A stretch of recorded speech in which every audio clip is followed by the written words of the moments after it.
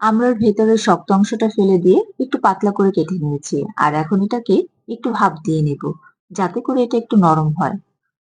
নরম হলে আচারটা খেতে বেশি ভালো লাগবে এবং সময় কম লাগবে, তাই আগে একটু ভাপ দিয়ে নিলাম। এবার আরেকটি পাত্রে দিয়ে দিচ্ছি সরিষার তেল, সাথে দিয়ে দিচ্ছি সিদ্ধ করা আমড়া, ১.৫ চামচ পাঁচফোড়ন গুঁড়ো, ১ চামচ চিলি ফ্লেক্স এবং ১ কাপ গুড়। এই আচারটা গুড় দিয়ে তৈরি করব। গুড় দিয়ে তৈরি করলে বেশি ভালো লাগে খেতে। চিনি দিয়েও করা যায়, চিনি দিয়ে একরকম মজা এবং গুড় দিয়ে করলে আরেক রকম মজা। গুড় দিয়ে করলে কালারটা একটু অন্যরকম হয়। আচারটা প্রায় হয়ে এসেছে, এবার এর মধ্যে দিয়ে দিচ্ছি তেঁতুলের টক, সামান্য পরিমাণ লবণ এবং ১ চামচ ভিনেগার। ভিনেগার দিলে আচারটা অনেক দিন ভালো থাকবে। এভাবে আমড়ার আচার বানিয়ে অনেক দিন সংরক্ষণ করে রাখতে পারবেন। ভিডিওটি ভালো লাগলে সাবস্ক্রাইব করতে ভুলবেন না।